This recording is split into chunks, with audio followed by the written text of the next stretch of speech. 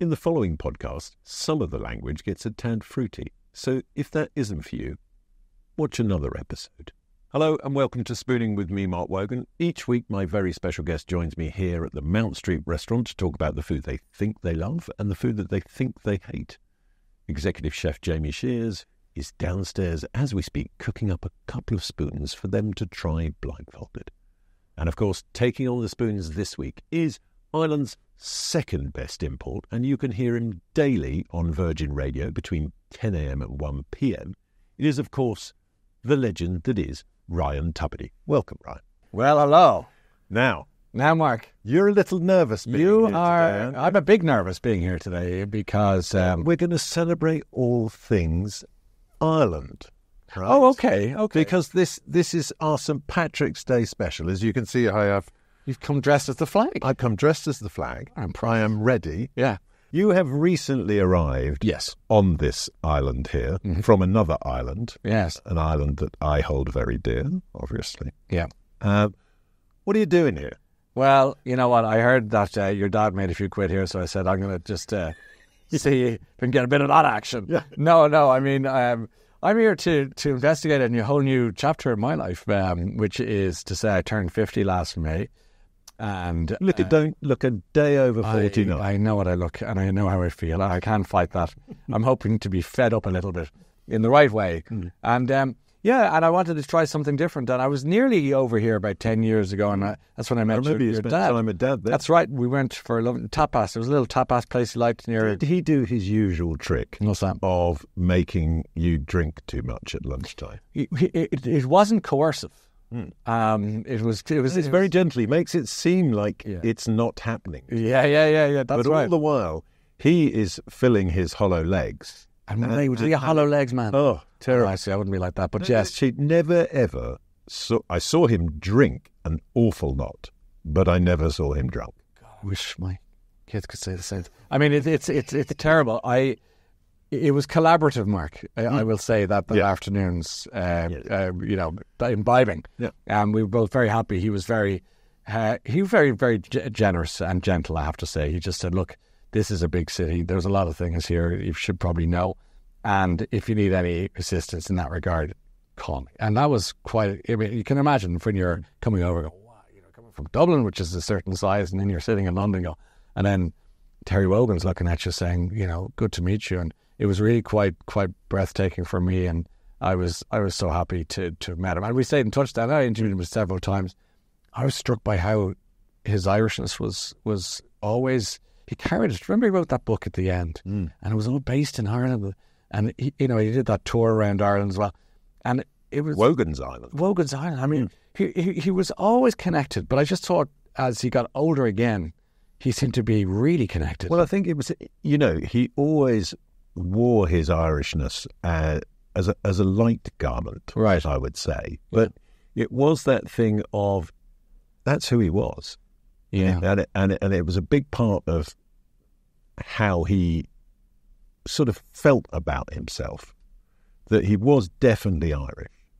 But when he came over here in the 70s, I mean, with the greatest of respect to the great British public, in the 70s, most people thought Irishmen either dug roads or blew them up. So it was a very much a risk that he took. Huge. Turned out all right. It did, but I think that it not only did it turn out all right, and all the bells and whistles that went with it, but as you say that, I think that people over here who moved over in the same at the same time to make an honest living, to dig the streets and make the stations and the buildings. Not the ones who came over to blow people up. There's a seriousness to that in the sense that what your dad did was, when all that horrible stuff was happening, every day there was this Irish voice on the radio. And when people were getting, when it was difficult to be Irish here, for the reasons you mentioned, actually to have a really respected Irish guy, an Irish voice on the radio, and beloved, I think it helped people. I think it was an exercise of soft power.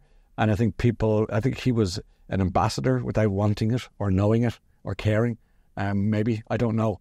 But he was more than just a presenter. It was a really important time to have somebody like your dad there.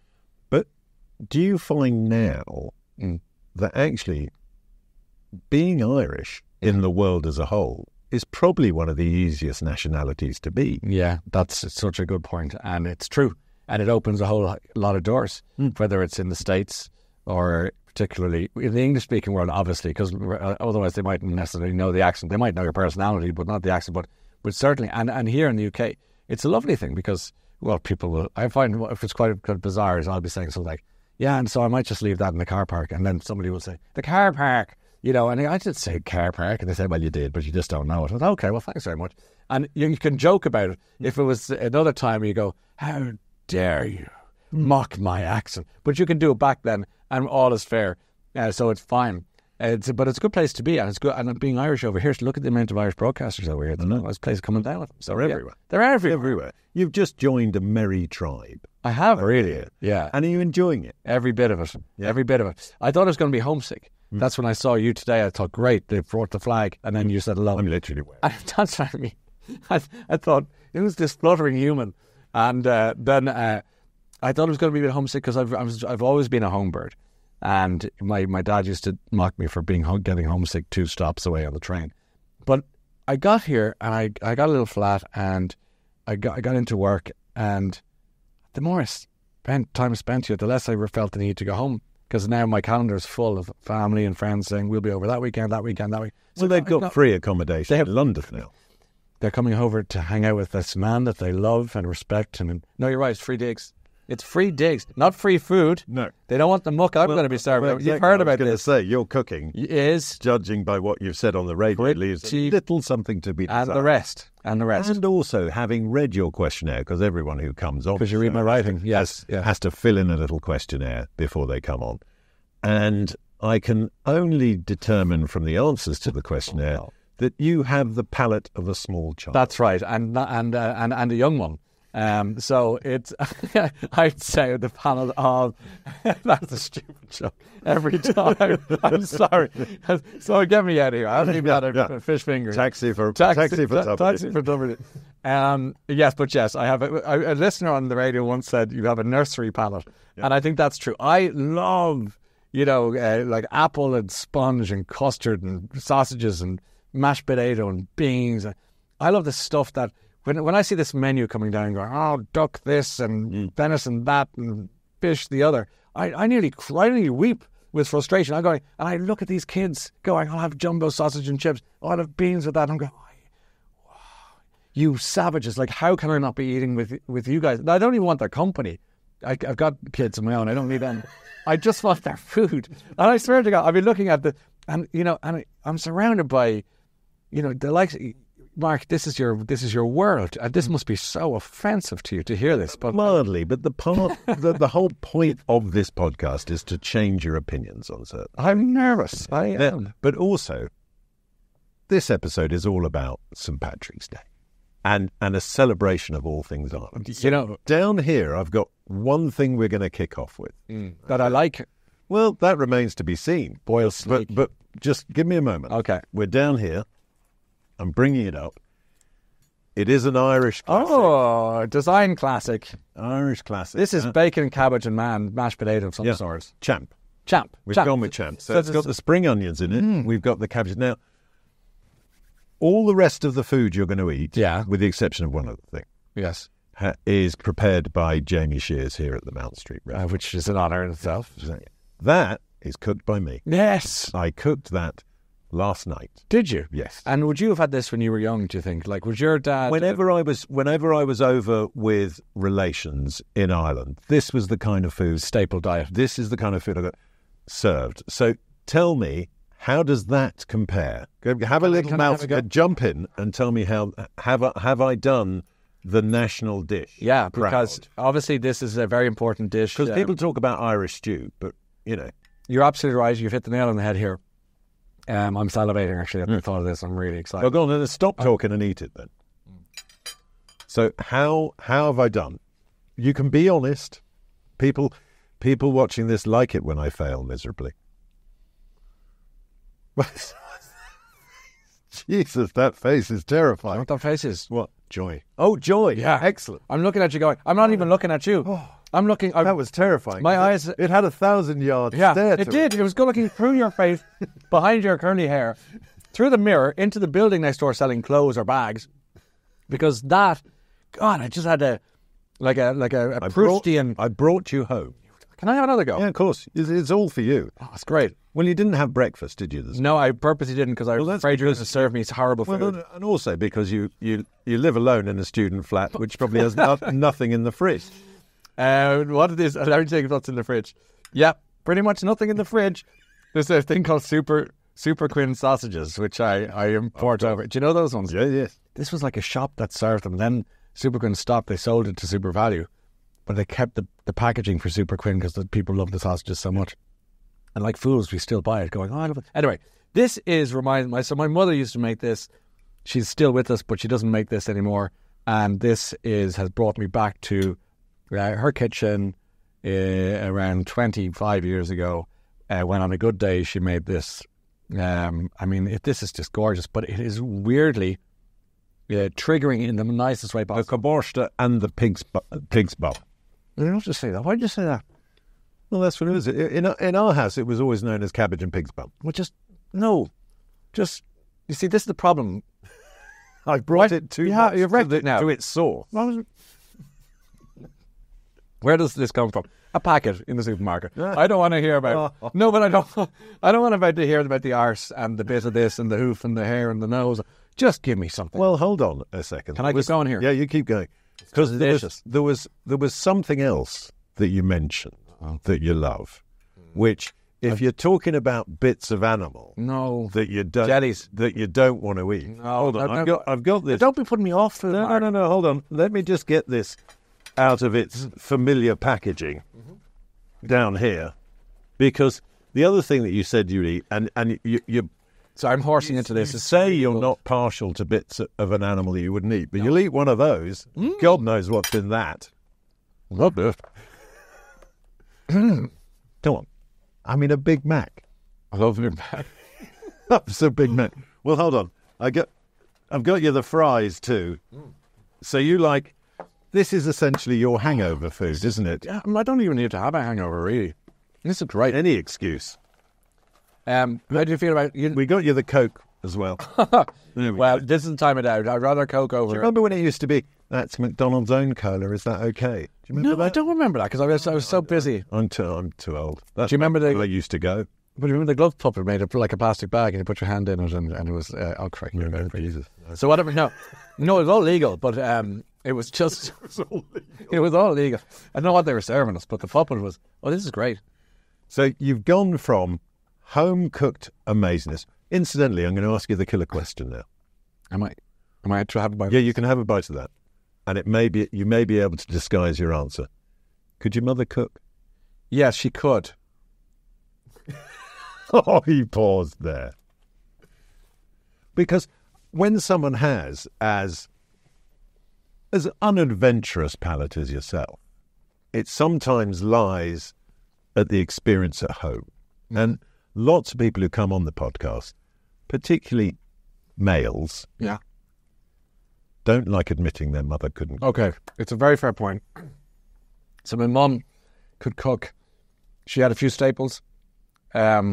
One that I couldn't bear to, because I can't eat fish or anything from the water. I don't eat anything from the water.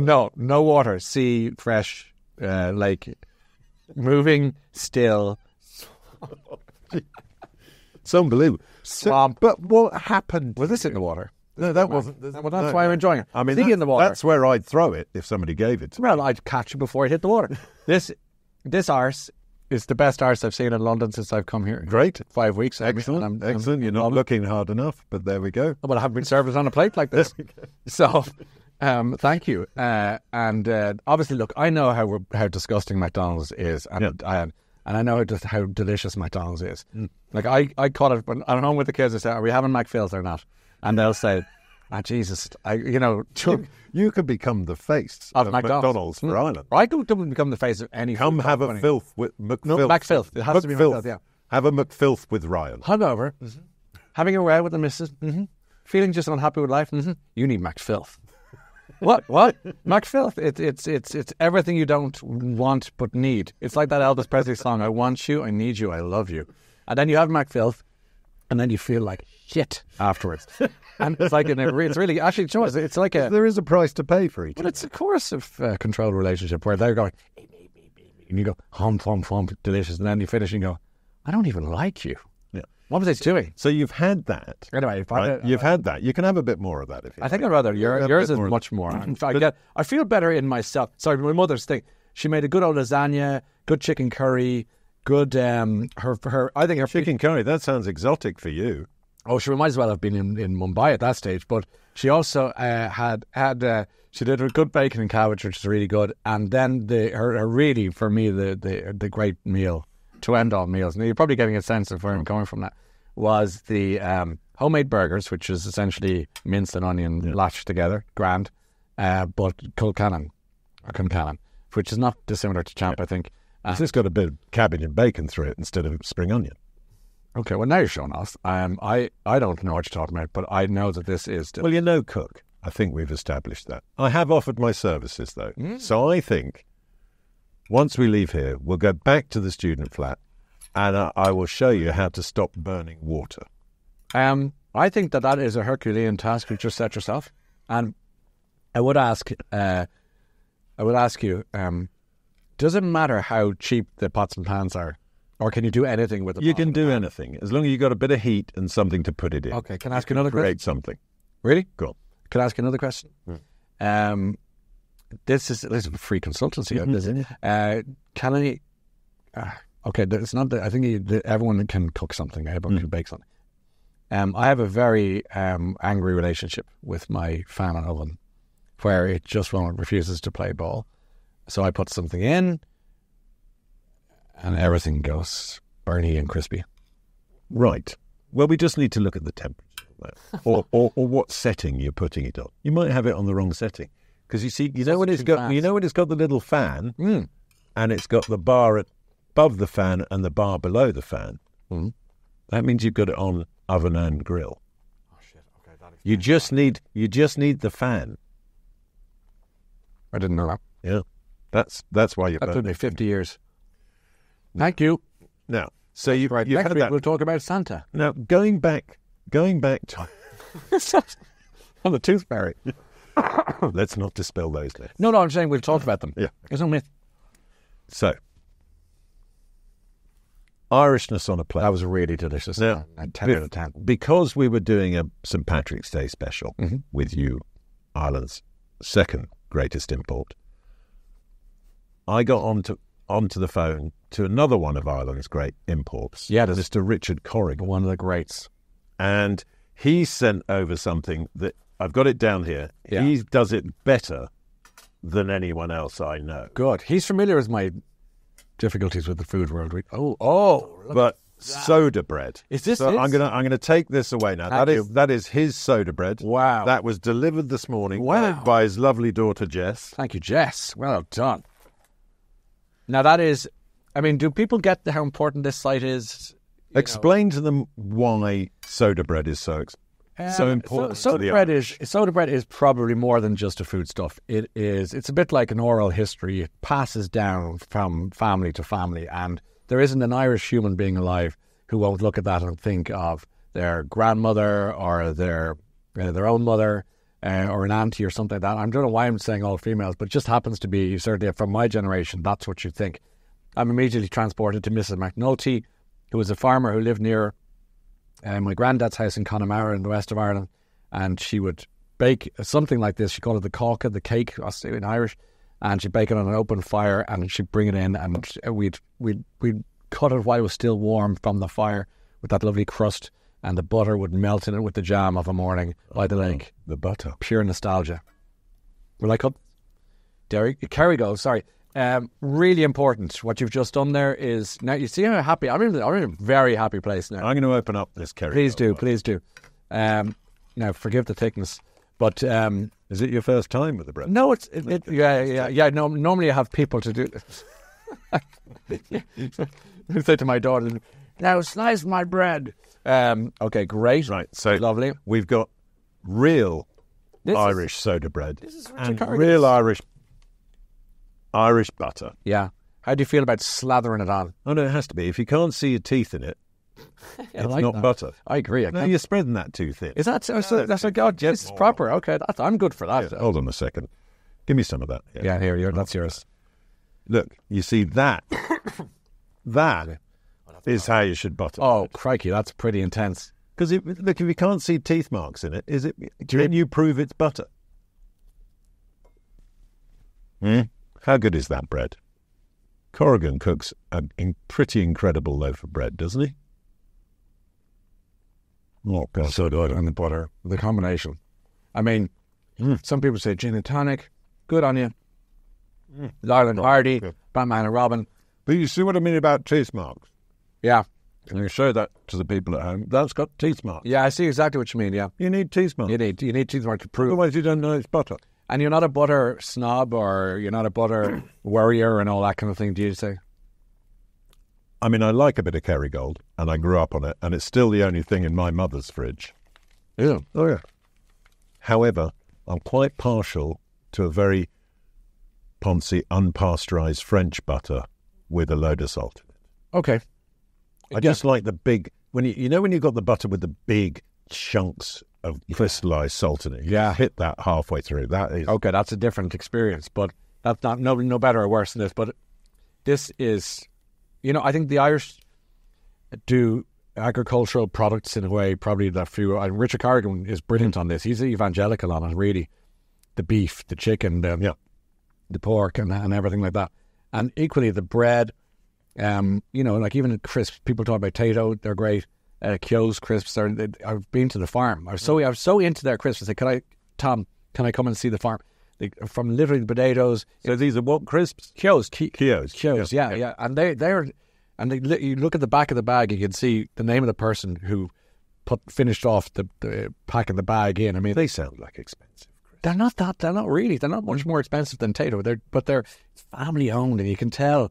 They've tried to get everything from the land upwards just for a bag of crisps. Anyway, sorry, I'm waxing lyrical about crisps. I get excited about jellies, crisps, like that end of the market. I've got a little dessert for you down here. Your favourites. I love jelly babies. You've done something really important here. I often say jelly babies, and people go, and they get me a tube of jelly beans. No, they get it wrong. It's not the same because you're digging them out of your teeth. These are a straightforward operation. The more powdered, the better. So some of the chains do really good powdered jelly babies.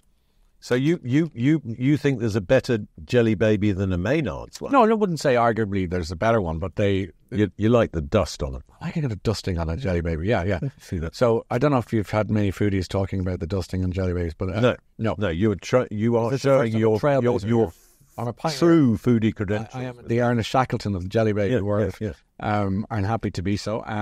But yeah, okay. So let's crack those out, or do you want to leave them? No, those out. Let's have loads. Let's crack those out. You see, they're great, aren't they? Are you happy eating those? Oh yeah. I thought you might be going, I'm going to die of eating crap. No. Oh, good. No, I literally, if you gave me the choice between what? Between sweet and savoury, I'd probably stick with sweet. Okay. There is quite an overnourished man dying to get out here. What? How do you feel about Black Forest Gatto? Yes. I love that. How do you feel about a sherry trifle? I like a sherry trifle. How would you feel about apple sponge? Yeah. Depends. Eve's pudding. Yeah. You know my feelings about Eve's. That's right. When you come to my student flat. Yeah. That's what we're going to try and get right. I'm going to cook you proper Eve's pudding. Yeah. We won't burn it. How do you feel about, that's what happened. Mine's in the bin. How do you feel? I can't stop eating. They're good. Will I help you? Well, thanks. They are yours after. Sharing is caring. Yeah. They're yours. Take those away. Thank you. Because once I start, I can't stop. Well, that's what happens. So I'm watching TV show or whatever. Do you watch Curb Your Enthusiasm? So you recently started there a month ago. Oh, you have one of these watching Larry David. Do you have the pack scale? But I've got a metabolism issue. You have. Because I eat like a horse. Yes. I eat it all. I think to those of us who are built like me, you are what we would describe as annoying. Yeah, I'd say I'm very irritating for people who put it on. Yeah. You describe yourself you look in a window of a bakery and you might get big. Yeah, I walk past a potato and put on a kilo. I put on a kilo, whereas I can eat that potato and all its friends and nothing.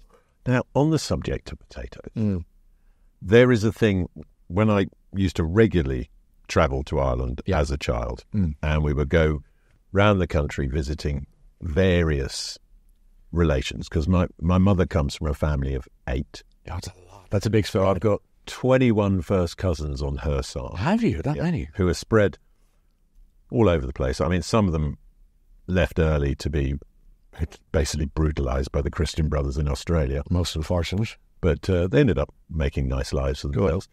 Despite But everything. when you travel around, and particularly when you go into the country, they will serve a potato, but there's no ceremony to it at all. Correct. They will boil it in the skin Yeah. and bung it on And lash it on the table and say, and you'll get your Kerrygold. Yeah. And I have this quite a lot here in my student flat. I will boil 2 or 3 potatoes with some grilled chicken and some vegetable, some green of some sort. Yes. And it's quite a busy plate because there's a lot, but I will normally I peel the potatoes. But you can have them in their skins if they're roosters or something like that.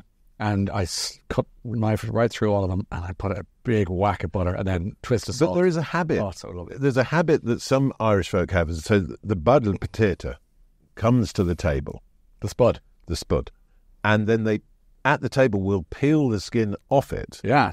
That's old school, but Yeah. it's still... I mean, I did have an aunt who was quite heavily medicated, and watching her peel the potato, she'd end up with a small nut I of know. potato Well- at the end of it, because she wasn't really there. No, she wasn't really, and no wonder, because her nourishment was being affected by the peeling, the medication, and a combination of negligence from her family who were mocking her. So she was probably a basket case as a result of that. But as a word, the potato to the Irish has great historical significance. Well, it is the best and worst thing that ever happened to us. Yeah. So if you wanted to mention 1847, just a little quick history lesson to your viewers and listeners. Yeah, and it's really important. It's the saddest thing that ever happened to a country. Was 1 million people died on the island of Ireland. 1 million people out of a population at the time of around 8, and 1 million people left. And the only reason so many Irish you have to see a pub in Boston or Bristol or in Brisbane is because of this enormous tragedy. And people went to Grow Seal in Canada, and they came to Liverpool in the UK, and they went to obviously Sydney and in Australia and beyond, because of, as I say, 1 million people crawling around eating grass and dogs and sometimes each other. It was a national horror, and it's not that long ago in terms of history. It was all because of the blight hit the potato, and we were too dependent as a people on the potato. So when that was gone, we had nothing. And you can read that's their end of the history lesson, but it's really profound, and it got into the bones of us as a people. Some argue, Thomas Keneally, who wrote Schindler's List, or Schindler's Ark as he called it when he wrote it, said that he feels that the reason we drink too much, quote unquote, as a country is because it's in our bones, that the shame, the horror, the embarrassment from the famine has followed us generationally. So you could argue that to an extent. But now the potato is now our friend, in the sense that we're not dependent on it. Obviously things have changed, but it wasn't a laughing matter at the time, and clearly even now still it still rankles when you hear the potato is the potato eating Irish. Well, it's the first thing, Yeah. invariably, an English person will say to an Irish person. Yeah, okay. If they hear an Irish accent, they'll go, potato. Potato. Well, I hope they're saying it because we say it in a way that is so beautiful and rhythmic and melodious. I think you're being generous to the inhabitants of your new home. That's right. Well, I always like to err on the side of joy. Yeah, because I always say it's like the Irish are the sort of last race that it's okay to be rude about still. Someone will tell you Well, there's an truth. Irish joke Yeah. if they're not Irish. Now, the Irish tell the best Irish jokes in the same way that the Jews tell the best Jewish jokes, and it should be left to them to do it. Funny enough, you're quite right. People who are from an ethnicity or whatever it might be, you're allowed to call yourself rude names and tell bold stories or naughty stories. You're right, but you can't then say, but as for my neighbour who is from somewhere else, and that it doesn't cut both ways. But there is a residual thing for whatever reason. I think maybe it's because they feel the Irish have a sense of humour. They don't mind. They'll be grand. It's only a bit of fun. And we don't. I don't think we've got too overwrought about people saying potato. Like if I've noticed here, like people will echo something I say, and with an imitation of the Irish accent. And I thought when it first began, I went, That's odd. And then I realised, no, that was somebody from Australia was saying that, and I'll go back to him and say, you can't understand what I don't even know what you're saying, mate. So you throw it back at them, and now we're all having fun. So yeah, I think you can watch the thickness of one's skin But you're right. I think we have eluded the that sense of protection of national gaggery. Well, you alluded to what could be viewed in certain circles as another national sport of the Irish, which is drinking. Yes. And we have the other greatest export here, which is Guinness. Yes. Now, those who are regulars know I don't drink, and I'm off the. But I'm going to shock them all here now. It's Guinness Zero. There you go. And there it goes. Now, it's been so long. Yes. That tastes like Guinness to me. Yes. Do you mind sharing the glass? No, you tell me whether you think that actually tastes, because that's real Guinness there. And I'm off it during the week, so but I will try it this one. Now, does that taste like Guinness to you? Be honest. I couldn't tell you much of a difference now between the two. That's impressive. Yeah. That's really good. So that's the Zero. That's the Zero. I think if you're interested, I'm kind of in two minds about non-alcohol beer. I love beer. And that's, I'm not a big wine drinker or anything like that. I often think non-zero, my feeling is, why would you bother? Like, I'd rather have a Coke or, even my Waddy Orange or something. Because this, on a Friday night, which is when I will have a few pints, I'll go, I can earn this, and it's an interesting drink. But is Guinness your drink? Yeah. I love a pint of Guinness. And during the pandemic, I found myself, because you couldn't go to the pub, so I found myself having a few beers at home with friends when they were allowed. And I would have, I loved the pale ale stuff. I started getting into that. I really enjoyed it. There's a nice beer here I've started liking called Camden Pale Ale, which is it's a really tasty drink. We serve that in the Home Slice restaurants. Nice glasses. Yeah. I like that.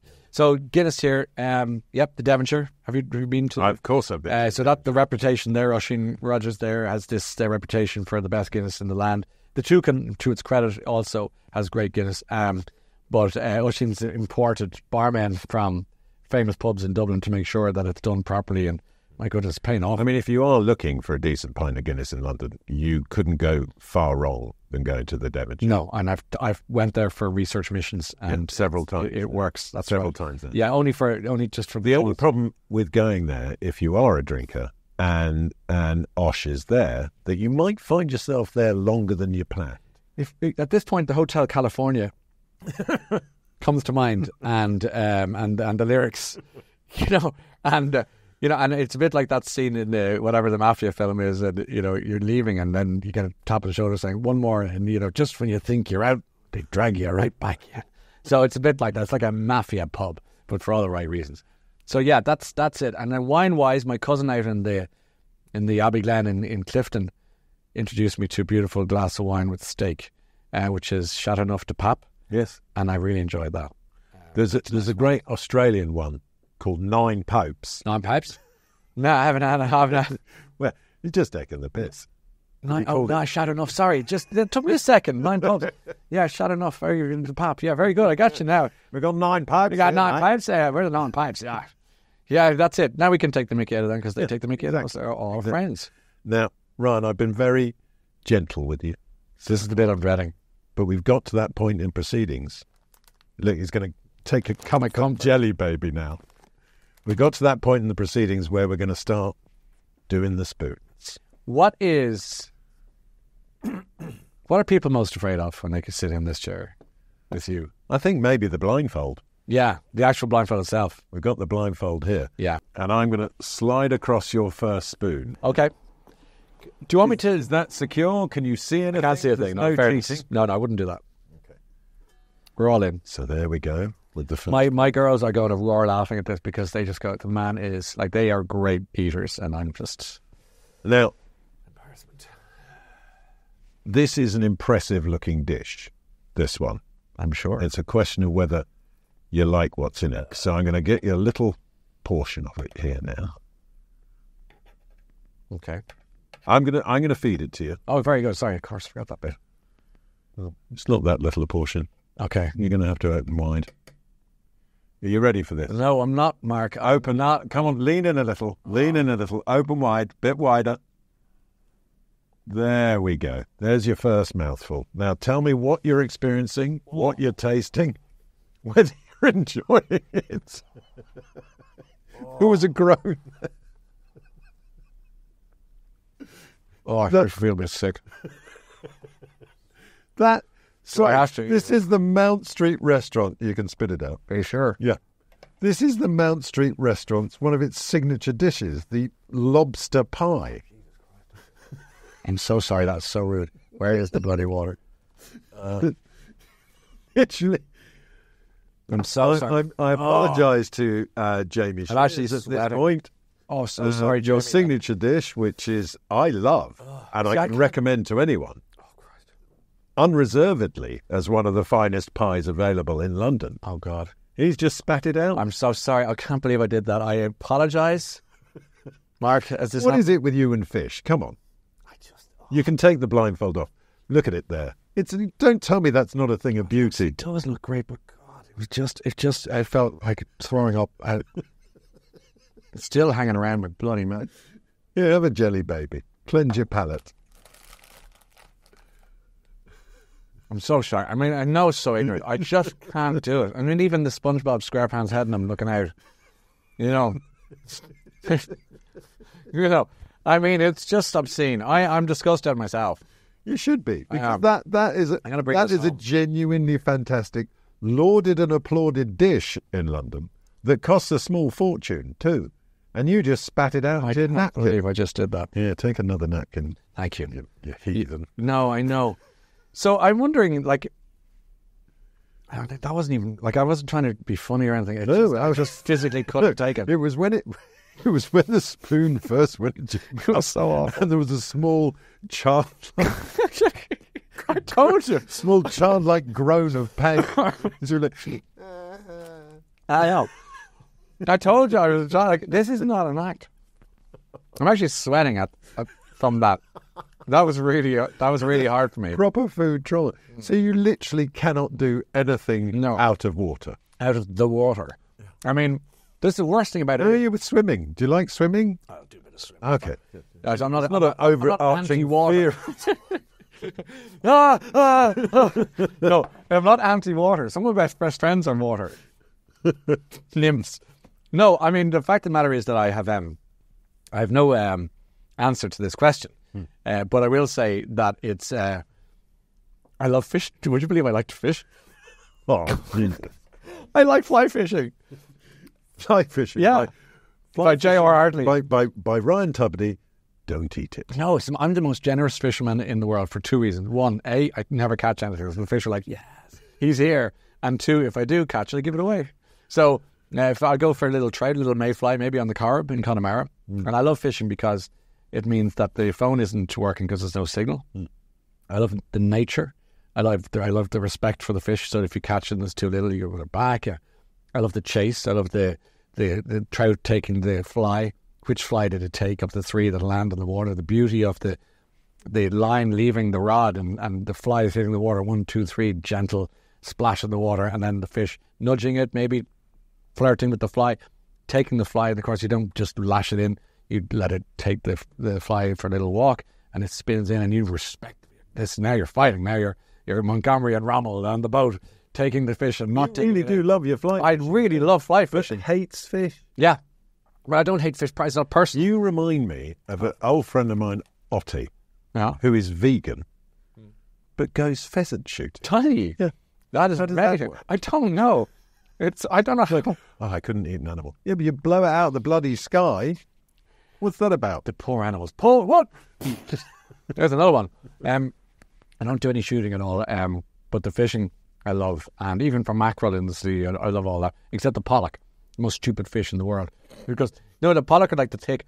You know the way they kind of, and they see the hook and they go, and they fall on it. They take it. Oh no! But what you want is the mackerel, because they're tricksters, and they're like, and the feathers are going bam, bam, bam, bam, bam. And it's like catching like a drawer full of cutlery, like, and you see the silver coming up. And it's You should go fishing with Paul and Bob. I'd love to. Yeah. Would they take me? Yeah. They might try and make you eat fish, though, because they at least eat what they catch, if it's stuff that they don't throw back. Well, do you know what? I will always have half a loaf of Richard Carrigan's brown bread in my pocket in case. Like, I have to go for a lunch soon. Can I share this? I feel that we're getting into a kind of psychiatric chair here, or a confessional. Yeah. I have to go for lunch soon. I found myself, since I've come to London, fraternising with food people. I'm not one. I'm not. We're very welcoming, warm people. Well, with the exception of one of the nicest pies. But this was a very you don't like. This was a very, very generous thing to do, but just the wrong punter. Yeah. Okay. And I'm sure. So no. But here's my dilemma. You can help me now. Now that you know, I mean, you firsthand. I mean, that was appalling. Yeah. Like there's a half-chewed bit of lobster pie spattered out in a napkin on the floor there. No, don't. I'll bring it at home. Leave it alone. I'll bring it home. Playing with I know. I'm also going to clean it and iron it and bring it back to the restaurant and with apologies. I really am. That's the way it's brought up.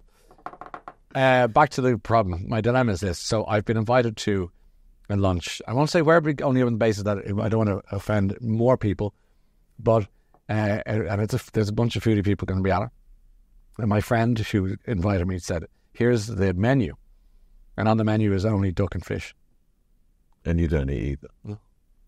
I mean, you could play. I mean, we as people of hospitality are quite used to the dietary requirement thing. Geez, you can't stop eating those, can you? Cool. We're quite used to the dietary requirements now. And by law, really, we should ask, do you have any allergies? Are you saying I should invent an allergy? Yeah. I mean, most of the ones I hear in the restaurant sound invented. Are they kind of bullshitty? Yeah. Oh, I suffer from makey-uppy itis. Yeah, exactly. It appears that from the list of things you can't eat, you're just an eating disorder hiding in plain sight. No, I'm not. I eat. I told you, I eat like a horse. There's no evidence of it at all. No, that's because you're serving me this thing. If you saw me, I made light work of your lovely bacon and cabbage. I would have gone all the way with that. You would have finished the McDonald's if I hadn't taken it away from you. Correct. Yes. So in fairness, I'm all for that. The difficulty is, it's actually quite prohibitive, because if I go to a nice restaurant with somebody, or I'm invited to some event or formal event, and it's just so much seafood and on the menu all the time. I mean, it's a first world problem. I appreciate that. My God, I'm useless. I know you are.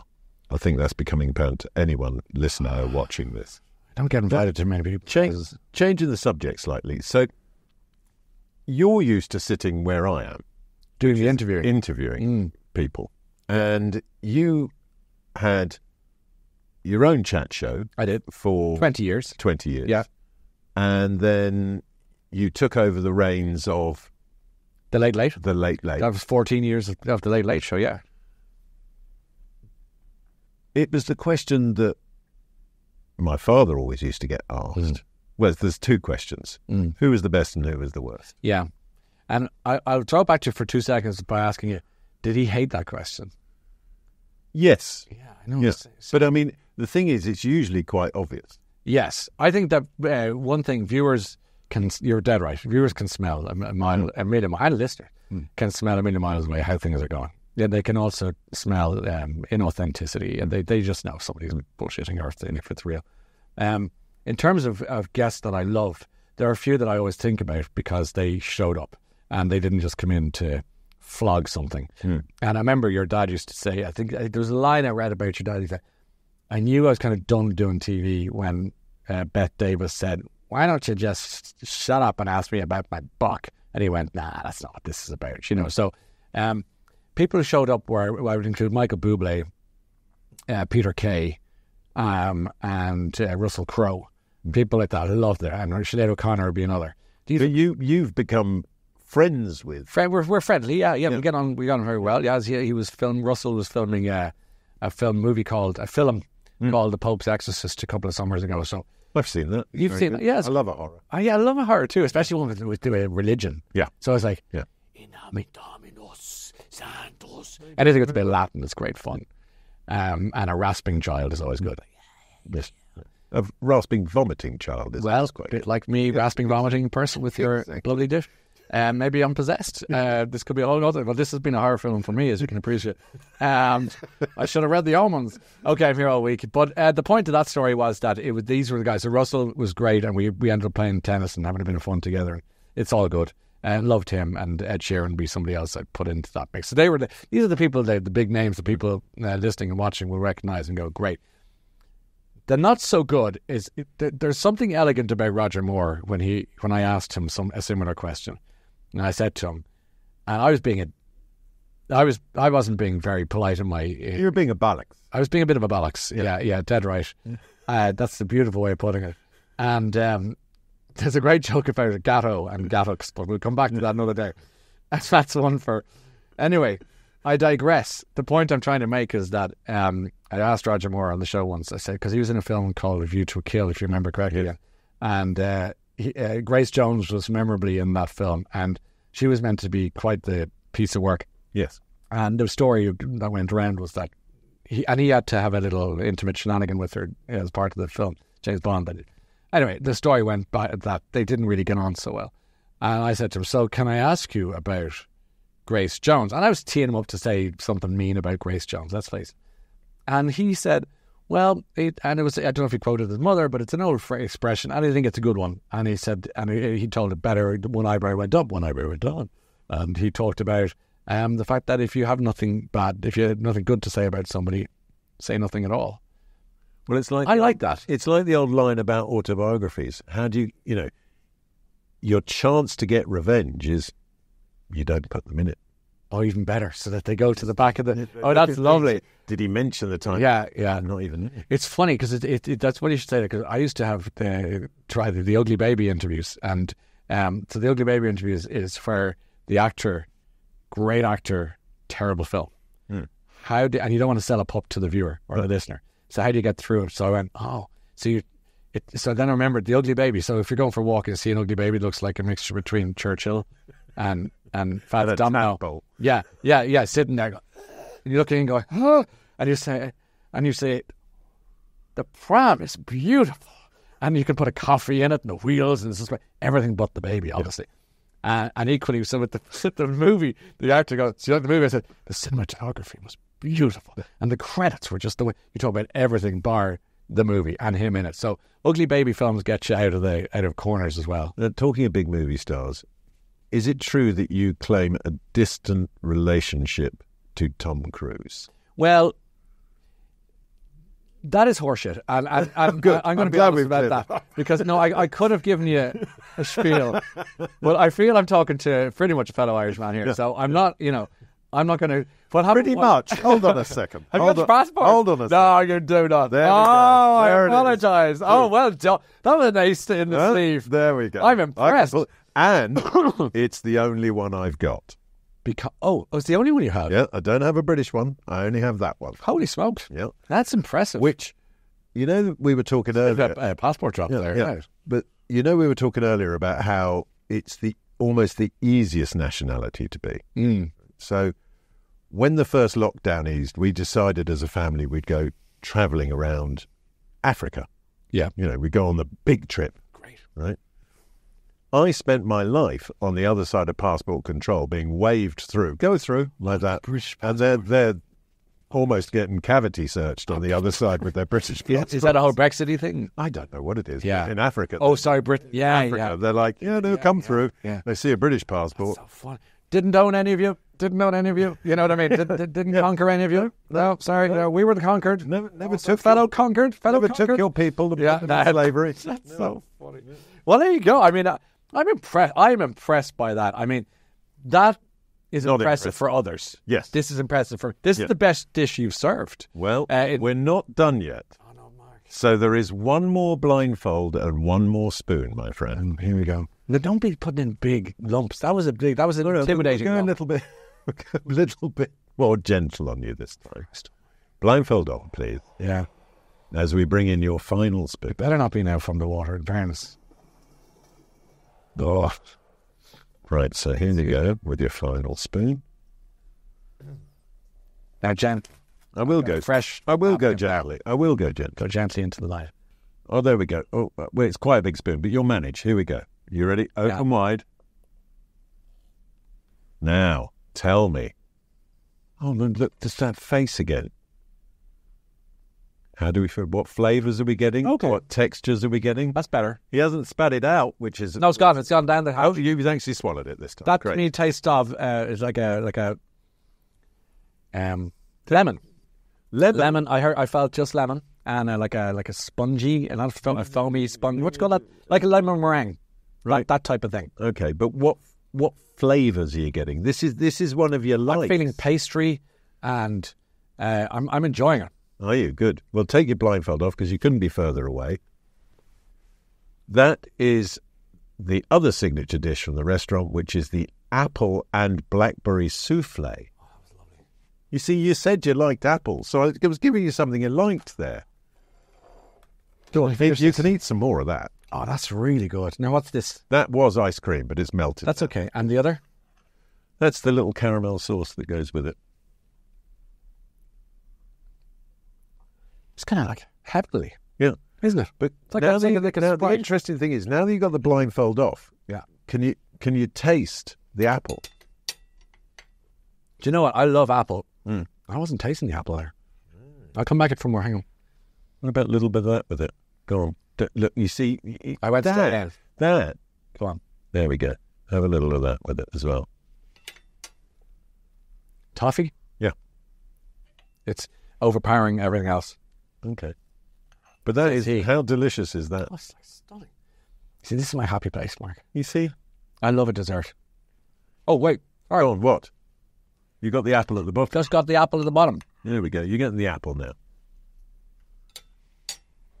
See?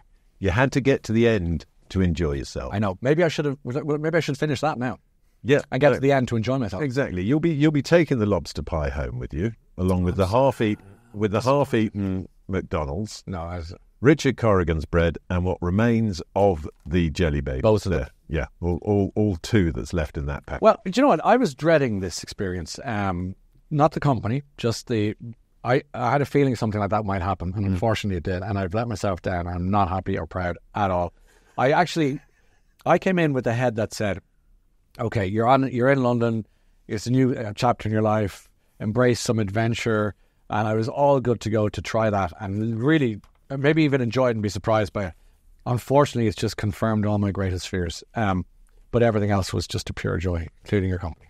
Well, it has been a pleasure to sit down and serve you at least something, and to celebrate St. Patrick's Day with a fellow Irish. Yes. Because I do count myself as Irish. Sure do. Look at that. Come on.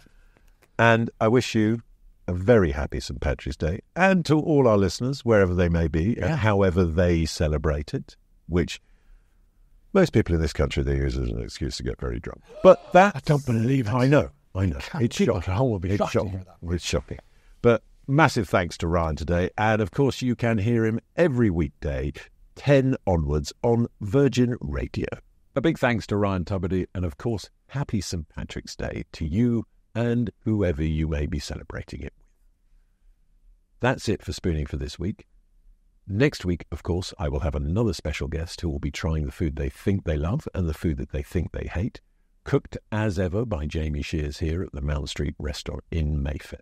If you like what we're doing here at Spooning, you can follow us at Spooning with Mark Wogan across all social media channels. And, of course, you can get us wherever you get your podcasts, and you can watch us on YouTube as well. And if you feel like it, you could give us a 5-star review. You know, it's up to you. Until next week, stay beautiful, people.